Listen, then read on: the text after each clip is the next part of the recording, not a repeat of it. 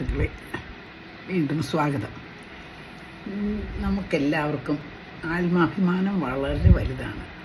വെറുതെ ഒരു ഉദാഹരണത്തിന്, നമ്മുടെ സമ്മർ വെക്കേഷൻ സമയത്ത് ഏതെങ്കിലും ഒരു കൊച്ചു കുട്ടിയെ, പ്രൈമറി സ്കൂളിലൊക്കെ പഠിക്കുന്ന കൊച്ചു കുഞ്ഞിനെ നമ്മൾ കാണുമ്പോൾ മോൻ ഏത് ക്ലാസ്സിലാണെന്ന് ചോദിക്കുമ്പോൾ എപ്പോഴും നിങ്ങൾ ശ്രദ്ധിച്ചു നോക്കുക, അവനൊരു ഉത്തരവുണ്ട്.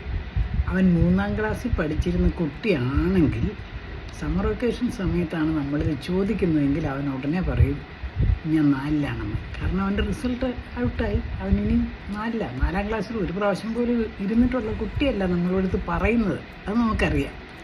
അങ്ങനെ ഏത് കുട്ടിയോട് ചോദിച്ചാലും അവൻ്റെ അടുത്ത ക്ലാസ്സാണ് നമ്മളോട് പറയുന്നത്. ഒന്നും വേണ്ട, കുറച്ച് പ്രായമുള്ള ഒരു സ്ത്രീയോട് നമ്മൾ പറയുക,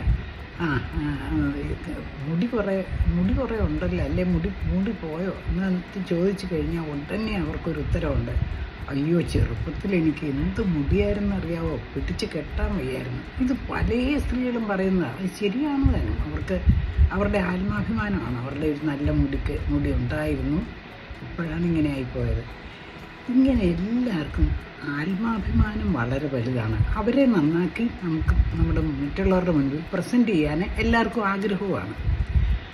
അതാണ് വാസ്തവമെന്നിരിക്കെ നമ്മൾ റോഡിൽ പോകുന്നവരെയും വഴിയെ പോകുന്നവരെയും അയൽപ്പക്കത്തുള്ളവരെയൊക്കെ വേണ്ടാത്ത പേരുകളിട്ട് വിളിക്കുക, അല്ലെങ്കിൽ അവരുടെ ഏതെങ്കിലും മോശമായ ഒരു ഭാഗം എല്ലായിടത്തും പ്രൊജക്റ്റ് ചെയ്ത് പറയുക, ഇതൊക്കെ ഒരിക്കലും നമ്മളെ അനുവദിക്കരുത്.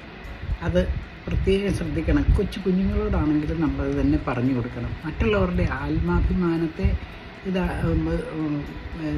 കുഴപ്പത്തിലാക്കുന്ന ഒരു കാര്യങ്ങളും, പ്രത്യേകിച്ച് ഈ പേരുകൾ വിളി, എന്തെല്ലാം തരം പേരുകളാണ് ഓരോരുത്തർക്ക്.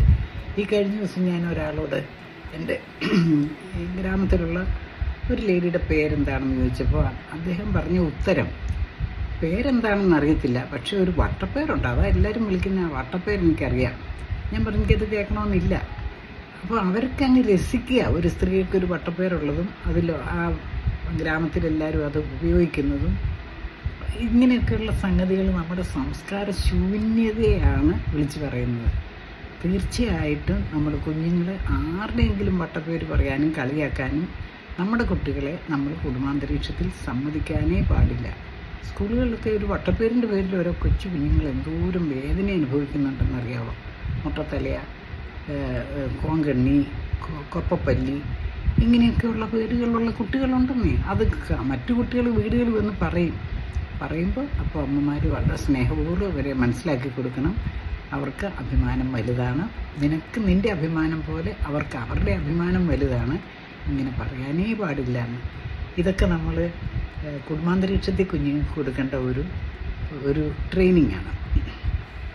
പിന്നെ മറ്റൊരു കാര്യം കുട്ടികളെ സംബന്ധിച്ച് എനിക്ക് പറയാനുള്ളത്, കൊച്ചു കുഞ്ഞുങ്ങളെയും ചെറിയ കുട്ടികളെയും കൊണ്ട് അമ്മമാർ സന്ദർശനത്തിന് എവിടെയെങ്കിലും പോയാൽ, മുൻപൊക്കെ കുട്ടികൾ കുറേ കുസൃതരമൊക്കെ അവരുടെ വീടുകളിൽ ചെന്ന് ഒപ്പിക്കും. ഇപ്പോൾ അതില്ല. കാരണം അവൻ്റെ കയ്യിൽ തീപ്പെട്ടി പോലൊരു കുഞ്ഞ് ഫോണും പിടിച്ചുകൊണ്ടാണ് വരുന്നത്. വരുമ്പോൾ മുതൽ അവൻ എവിടെയെങ്കിലും ഒരിടത്ത് കയറിയിരുന്ന ഫോണിൽ തോണ്ടിക്കൊണ്ടേയിരിക്കും. നമ്മൾ ഇടയ്ക്ക് എന്തെങ്കിലും ഒന്ന് ചോദിച്ച്, അവൻ്റെ സ്കൂൾ അടച്ചോ?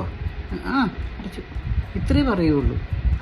ഒന്നിൽ കൂടുതൽ വാചകങ്ങൾ പോലും അവൻ പറയുകയില്ല. ശരിയായ കമ്മ്യൂണിക്കേഷൻ എന്ന് പറഞ്ഞാൽ ഒരാൾ നമ്മളോട് എന്തെങ്കിലും ഒന്ന് ചോദിച്ചാൽ മോണോസിലബിക് ആയിട്ടുള്ള ഉത്തരങ്ങൾ കൊടുക്കുക എന്ന് പറയുന്നത് തന്നെ വലിയൊരു മര്യാദക്കേടാണ്. നമുക്ക് എന്തെങ്കിലും ഒരു കാര്യം ചോദിച്ചാൽ 2-3 സെൻറ്റൻസസിലെങ്കിലും അതിൻ്റെ ഉത്തരം ആളോട് പറയുകയാണെങ്കിൽ ആ ആളോട് നമുക്കുള്ള ബഹുമാനം നമ്മൾ കാണിക്കുന്നതെന്നാണ് അർത്ഥം. കുട്ടികളെ ഇങ്ങനെ മോണോസിലബിക്കായിട്ട് മൂളാനും ഇറങ്ങാനും മുഖത്ത് നോക്കാതെ വർത്തമാനം പറയാനും ഒന്നും നമ്മൾ സമ്മതിക്കരുത്. പിന്നെ എവിടെ പോയാലും കുട്ടിയുടെ കയ്യിൽ ഫോൺ കൊണ്ട് പോകരുത്. ഫോൺ അവൻ തീർച്ചയായിട്ടും കയ്യിൽ കരുതാൻ പാടില്ല. അത്യാവശ്യമുള്ള ഫോൺ അപ്പൻ്റെയോ അമ്മയുടെ കയ്യിൽ മതിയല്ലോ. കുട്ടികളും ഫോണുമായിട്ട് ഒരു വീടുകളിൽ പോവുക എന്ന് പറയുന്നത് ഒരു വലിയ ഒരു അപമര്യാദയായിട്ട് നമ്മൾ മനസ്സിലാക്കണം. ഇത് നമുക്കൊന്ന് ചിന്തിച്ച് നോക്കേണ്ടതല്ലേ. ശരി, നമുക്കിനി പിന്നെ കാണാം. Thank you.